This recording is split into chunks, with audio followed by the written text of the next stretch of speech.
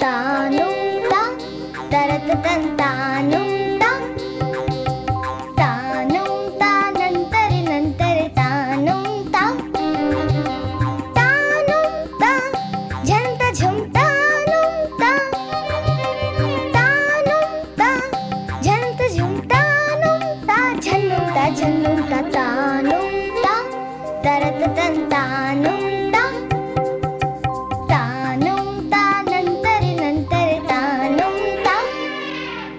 जंगल जंगल फिर बात चली। Radio is an inheritor of our ancient storytelling tradition. And what better medium than radio to bring you a series specially curated for children and the young at heart, based on the enchanting and enduring fables of India like the Panchatantra.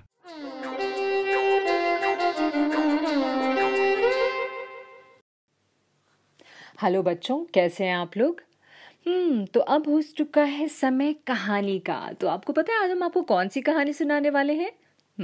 आप बहुत excited हो ना?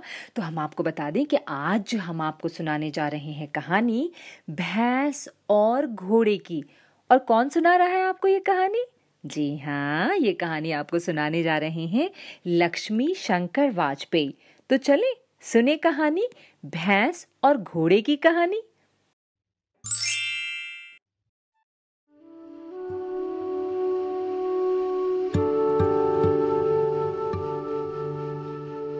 बच्चों, आपने राणा प्रताप और उनके घोड़े चेतक की कहानी जरूर सुनी होगी।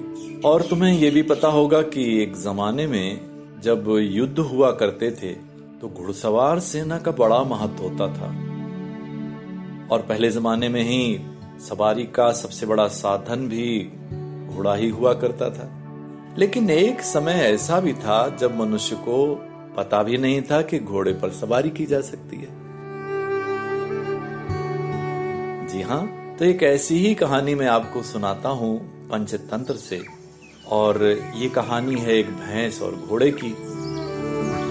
कहानी यूं है कि एक जंगल में एक भैंस और एक घोड़ा दोनों रहा करते थे।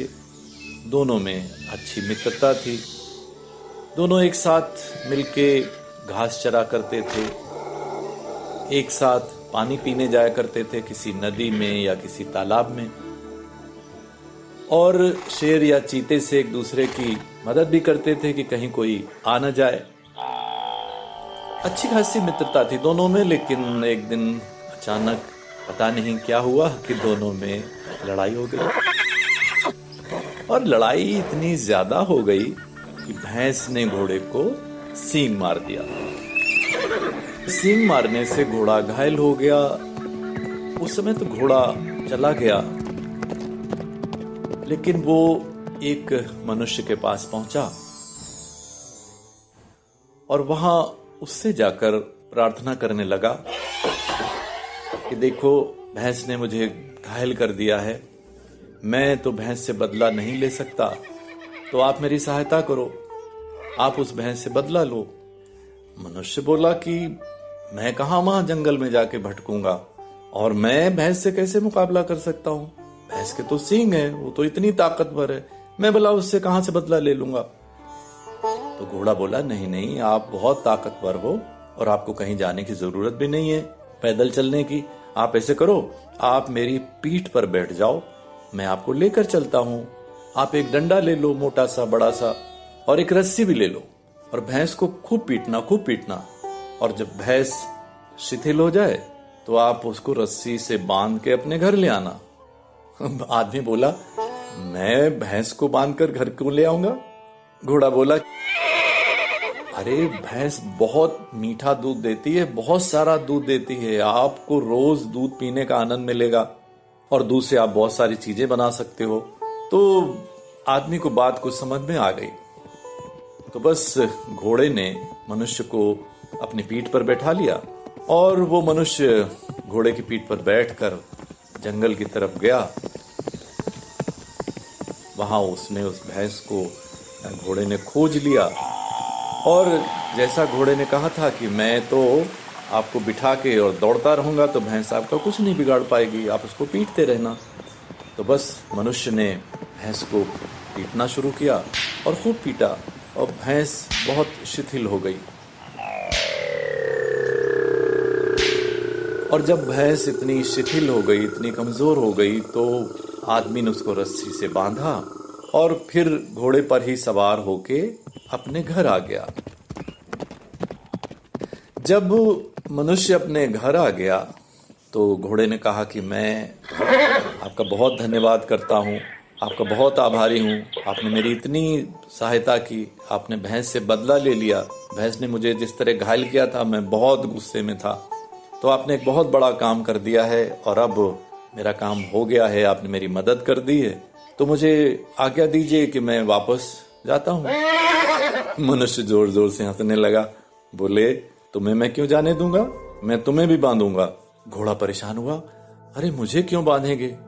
बोले अरे आज तुमने मुझे बता दिया कि कैसे तुम्हारे ऊपर सवारी की जा सकती है, अब तो मैं तुम्हारी सवारी करके दूर दूर घूमने जाया करूंगा, अपना व्यापार बढ़ाऊंगा और तुम पर सवारी करके तो बहुत कुछ प्राप्त किया जा सकता है। अब घोड़ा बहुत परेशान हुआ, उसने बड़े विनती की कि मुझे छोड़ दीजिए, मुझे जाने दीजिए, लेकिन मनुष्य उसे क्यों छोड़ता, क्योंकि उसको तो सवारी का आनंद मिल चुका था। तो बस मनुष्य ने भैंस को भी बांध लिया और घोड़े को भी बांध लिया और घोड़े पर सवारी करके दूर दूर जाने लगा। घोड़ा अब बहुत पछता रहा था कि लड़ाई हो गई थी, थोड़ा सहन कर लेते, फिर मेल मिलाप कर लेते। उसके बदला लेने की भावना की वजह से आज वो मनुष्य का गुलाम बन गया है और फिर पछताने से खैर क्या हासिल हो सकता था। इसीलिए कहते हैं कि जो जस करे सो तस फल चाखा, यानी जैसी करनी वैसी भरनी। और उस घोड़े के बदला लेने की भावना के कारण घोड़ा हमेशा के लिए गुलाम बनकर रह गया।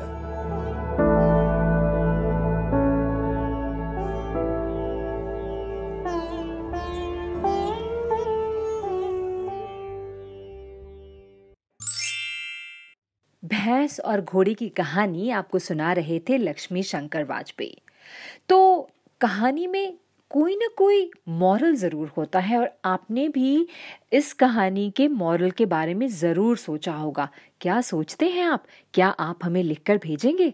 कहाँ लिखना है ये तो आपको पता है ना, कि आपको अपने भाई या दीदी से कहना है या मम्मी या पापा से कहना है कि आप जाएं फेसबुक पर, और फेसबुक पे क्या जहाँ पर लिखा है आकाशवाणी फीचर्स, और आपको वहाँ पर जाकर हमें लिखकर बता सकते हैं कि आप क्या सोचते हैं और हम इंतज़ार करेंगे आपके फीडबैक का।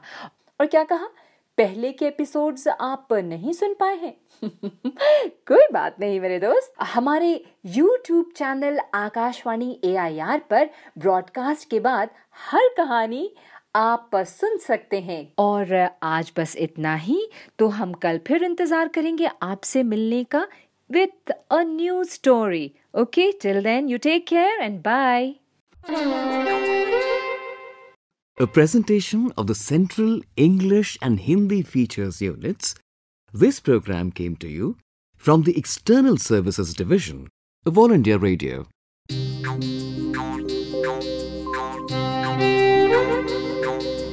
Tanum ta, taratatan tanum ta, tanum ta nantare nantare tanum ta, tanum ta jhanta jhumta num ta, tanum ta jhanta jhumta num ta, jhanum ta jhanum ta tanum ta, taratatan tanum ta.